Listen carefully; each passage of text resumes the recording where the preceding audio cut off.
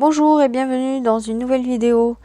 Oui, je m'y prends un peu tard pour semer mon maïs, mais j'avais pas le temps parce que j'avais d'autres semis à préparer.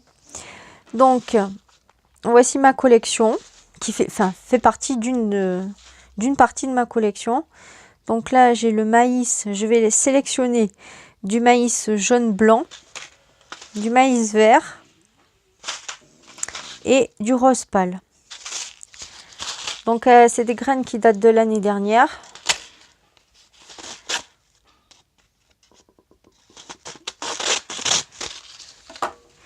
Et je vais sélectionner donc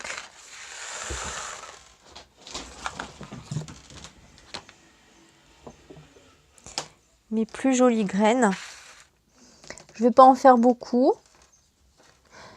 Je pense que je vais essayer de sortir 4 pieds. Alors je vais sélectionner le rose le plus pâle. Voilà, comme celui-ci. C'est un rose très pâle. Et alors je vais prendre les plus roses pâles nacrés et les plus beaux grains. Sachant que déjà j'avais sélectionné les plus beaux grains donc sur les épis que j'avais. Voilà. Donc celui-là aussi il est joli.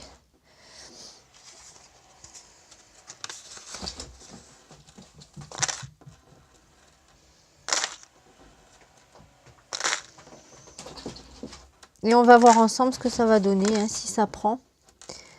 À la jardinerie, hier, j'avais vu, ils vendaient des... J'avais jamais vu à l'époque qu'ils faisaient ça. Ils vendent carrément les pousses, les semis de maïs. Mais ils sont pas bio. Et il y a toujours écrit F. Hein, donc,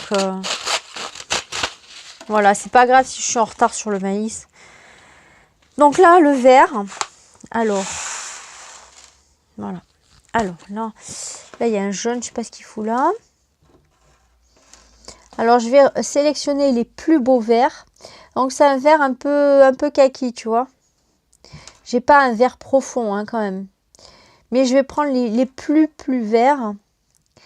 Voilà. Et on va voir un peu sa génétique. Ça va être intéressant.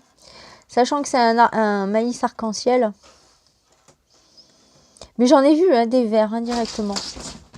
Mais bon, c'est mes chats qui jouent, hein, si ça fait du bruit. Je suis désolée.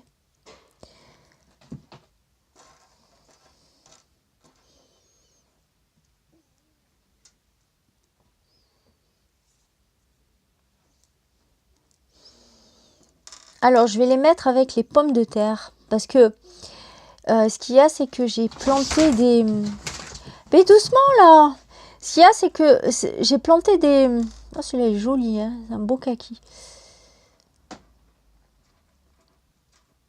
J'ai peur qu'ils prennent pas, donc j'en mets un peu plus. J'ai planté des moitiés de pommes de terre que j'ai fait germer pour faire des économies et puis pour en avoir un peu plus. Mais ce qu'il y a, c'est que j'ai remarqué, c'est que le pied de la moitié de pommes de terre, il sort un peu maigrichon. Donc je les ai plantés à 30. Heureusement que j'ai pas suivi les conseils d'un jardinier de planteur de pommes de terre sur YouTube qui disait à 35. Il disait à 35 parce qu'il avait des pieds entiers, donc forcément ça fait plus gros. Et là, moi je me suis dit, bon, je vais les mettre quand même à 30. Et ben j'ai des trous. Et j'ai les villageois qui se moquent de moi en disant, celle-là de paysanne. Je les ai entendus là l'autre jour. J'étais dans le jardin, manque de peau pour eux. Donc j'ai tout entendu. Et je suis allée voir mes pommes de terre, j'ai rigolé moi-même, quoi. C'est vrai que quand tu vois le champ de pommes de terre, enfin le petit champ de pommes de terre, tu rigoles un petit peu, quoi. Donc comme j'ai de la place, et comme j'avais pas de place ailleurs, c'est pour ça que je me suis pas précipitée pour semer mes maïs non plus. J'ai décidé de mettre des maïs, voilà. Alors là, on a les maïs jaune blanc. Alors ils sont là. Alors je vais essayer de prendre les plus blancs, les plus pâles.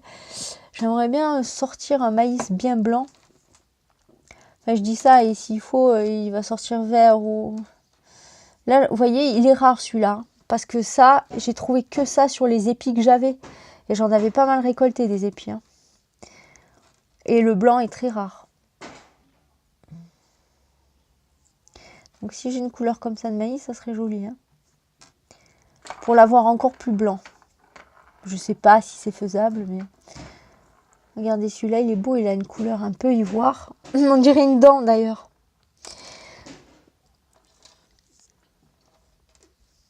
Voilà. Moi, ce que j'aime dans le maïs, c'est le récolter laiteux. Pour le manger comme ça, laiteux. Cru, laiteux. C'est trop bon. Mais c'est super dur à tomber pile poil sur l'épi qui est à ce moment-là laiteux et prêt à manger. Il faut que tu ailles tous les jours. Et puis, le problème, c'est que c'est pas la question d'aller tous les jours encore. C'est le problème de décortiquer l'enveloppe. Donc, si tu décortiques l'enveloppe, le problème, c'est que tu l'abîmes. Et voilà, donc il faut calculer. Enfin, c'est assez difficile et contraignant à faire. Donc voilà. Enfin, déjà, on va voir s'ils vont prendre.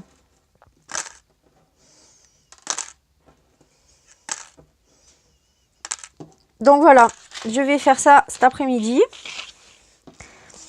J'ai des bleus aussi, mais je vais pas les mettre, sinon ça va faire trop. Je vais me concentrer sur ceux-là pour voir si ça va marcher, ce que je veux faire. Voilà, sur le blanc, sur le vert et le rose pâle. Maintenant, je vais te montrer autre chose. Je ne sais pas si tu sais ce que c'est ça.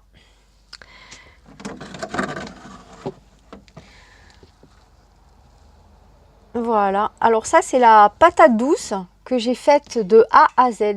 C'est-à-dire que j'ai sur une pomme de terre douce, bio, j'ai prélevé des petites pousses que j'ai fait germer, puis enraciner dans d'autres pots. Je te dis pas comme c'est un travail délicat. C'est la première année que je vais faire ça. Donc voilà, voilà. Alors le temps s'y prête pas en ce moment. Parce que j'en ai mis dehors un peu en pleine terre, elles ont crevé. Parce qu'il y a des jours il fait froid, il y a des jours il fait trop chaud. Ben, enfin la chaleur elle craint pas, au contraire, mais c'est le froid qu'elle craint. Et là je pense que le système racinaire, tu vois, non ça s'en est pas. Il n'est pas assez pris. Donc il faut que j'attende encore. Mais là on est déjà fin mai. Enfin ouais presque... non mi-mai. Et voilà quoi.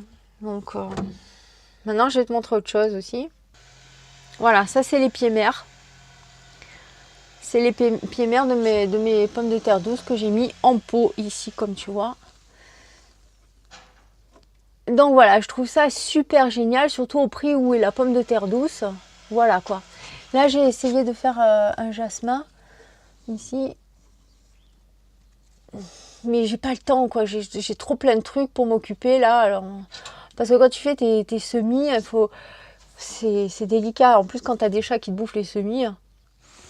Et en plus quand tu fais ça dans la maison. Donc c'est pas évident. Alors ça c'est la suite des pommes de terre douces. Voilà. Celles-là elles ont un peu moins bien pris. Là il y en a une qui n'a pas tenu, tu vois, ici.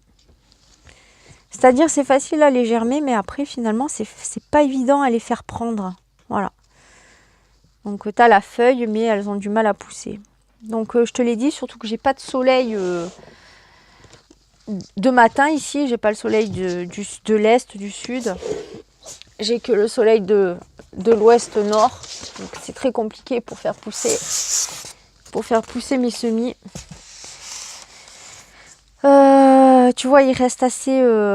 il pousse assez fin, quoi. Et ça, normalement, ça, c'est pas normal. Normalement, quand tu as le soleil qui tape dans la maison et que tu fais tes semis, normalement, tu as le pied qui est beaucoup plus gros et elles cherchent moins la lumière, donc elles sont moins allongées. Mais bon, j'ai quand même réussi à en mettre quelques-unes en terre de tomates. Donc celle-là, c'est les tomates tardives, donc je peux les faire jusqu'au mois de mai, les semis. Voilà, ici j'ai semé des bleuets, on va voir, qui viennent d'Auvergne, que j'avais récolté là-bas. Là, bah, je sais pas ce que c'est, on verra. Ici, c'est les pavots de Californie. Alors, les graines, et puis alors ça sort très fin. J'en ai repiqué, tu vas voir, mais c'est alors hyper délicat. Et là, c'est quelques choux que j'avais semés par inadvertance parce que en fait c'était pas leur place là. Donc voilà, ils sont sortis parce que les choux je les fais pas maintenant.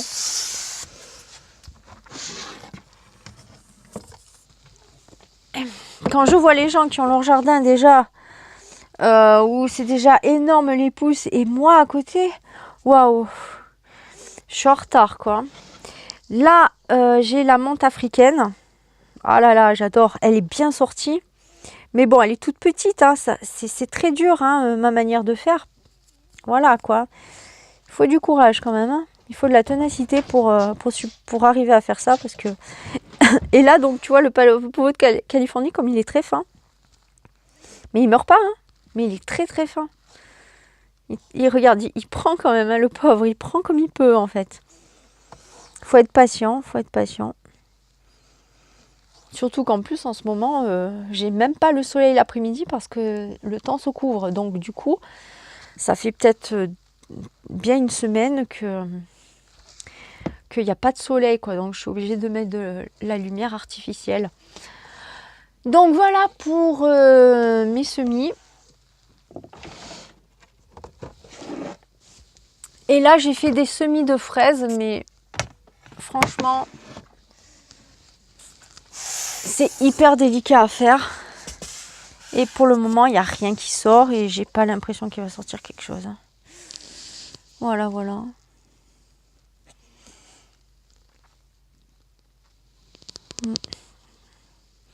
Je vais essayer de continuer jusqu'à ce que ça sorte parce que je trouve ça hyper intéressant.